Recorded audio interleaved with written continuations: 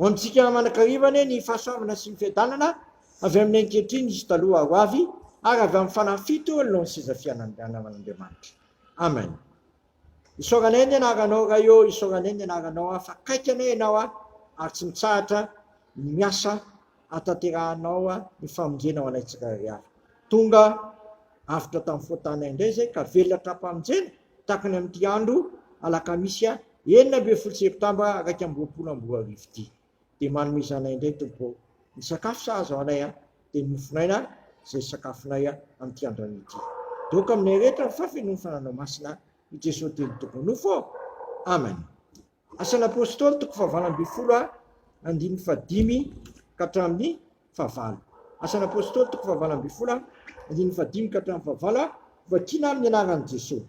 Ary rehefa tafidina avy tany Makedonia sy Lasy Timoty dia voatery ny teny Paoly ka nanambara tamin'ny Jiosy fa Jesosy no Kristy. Ary noho nanohitra ny teny ratsy ireo dia nanopakopadama izy ka nanao tamin'ny hoe oka eo andohanareo ny ranareo afaka ao ary amin'izao sisa zao dia kana amin'Jetikisa ao. Ary aniala teo izy dia niditra tao an-tranon'ny lehilahy atao hoe Titus Justo izay nivavaka tamin'Andriamanitra ary ny trano ny fanototra tamin'ny sinagoga. Ary Krispo mpanapaka ny sinagoga mba amin'ny ankonany rehetra dia nino tompo ary maro koa ny kristiana raha nandeha dia nino ka natao batisa. Masolo manamasinana anay amin'ny fahamarinana ny teninao ny fahamarinana. Amen. Ny fomba fiasan'Andriamanitra ry havana dia tsy takatry ny saina satria tsy ho an'ny Jiosy ihany ny famonjena fa mipaka tany amin'ny firenena kafa koa dia ny firenena jentilisa. Eto Paoly apôstôly dia sany teny afaka ao ary amin'izao sisa zao dia kana amin'ny jentilisa. Tonga tana amin'ny jentilisa koa ny filazantsara ary eo dia voalaza fa nino ny tompo ary mahakoa ny koritianina raha nandre dia nino ka natao batisa. Zay mino ka manoto tena ho an'ny tompo dia atao batisa. Ny batisa dia fanamarinana na famantarana ilazana fa olom-bo vonjenao. Zay mino mantsy ny olom-bo vonjena fa zay tsy mety mino dia elona. Ko amin'ity andrano ity aza isan'izay tsy mino ianao fa mino anao an' Jesosy tompo fa izy marina no Kristy sy mpamonjy zao tontolo zao. Fa zay rehetra mino azy dia voavonjy, fa zay rehetra tsy mino azy kosa dia voelo.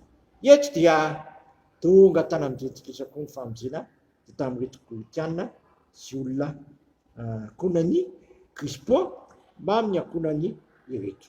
Dia zasy ianao koa ane dia tsy salasala intsony ny amin'ny hoe Jesosy ny Kristy sy mpamonjy ary tompontsika fa tena hibanao am-ponao zany ary azo fana amin'ny fiainanao sy ny ankonanao ka ino ianao sady anaiky atao batisa fa zay rehetra mino no vonjena fa zay rehetra tsy mety mino no lony.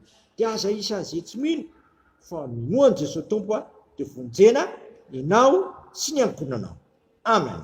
Misaotranao zay raha eo fa tsy navelanao tany amin'ny firenena Jiosy ihany ny famonjena fa tianao hatratra ny olona rehetra sy ny olona manontolo zany na dia ireo Jetikisa na tsy malalanao dia ny firenen-kafa tianao koa azo any anjara famonjena zany. Tsy tianao hisy very mantsy na dia raha azy fa tianao ho tonga amin'ny finoana sy ny fahalalana tsara n'ilay zanakao zay tompo sy mpamonjy avokoa zao rehetra zao. Dia rao zay oninao tompo ary zavela tafany mandry voaka tondra ny olona rehetra aminao satria misy fifaliana lehibe any an-danitra ho an'ny mpanota-ray sy ny biby. Dia sitrakainy ary hivavaka hoe rainay zay ny an-danitra masina ane ny naranao no tonga ane ny fanjakanao atao ane ny sitraponao mety hatany tahaka ny an-danitra. Menay niny anina sahazo anay ary mamelany alokay tahaka ny amelana zay meloka taminay aiza mitondra anay amin'ny fakapanahy fa manafanay amin'ny ratsy fanao ny fanjakana sy ny hery ary voninahitra manakizay. Amen. Tanterahany tompo amintsika ane zao todrano tonona amin'ny anaray zanakary fanamasina zao raisoa amin'ny finoana sy fanantenana. ary fitiavan'izany. Andriamanitra ny fanantenanany amiena anareo amin'ny fifaliana sy ny fiadanana rehetra amin'ny fonareo, ho itombonareo amin'ny fanantenana ho nen'ny fanamasina. Matoky izay nantsanareo sady izy ihany nanefa n'izany koa atolory ny tompo ny fonao ary aisany izay tsy mino fa mino dia vonjeny ianao sy ny ankonanao. Amen.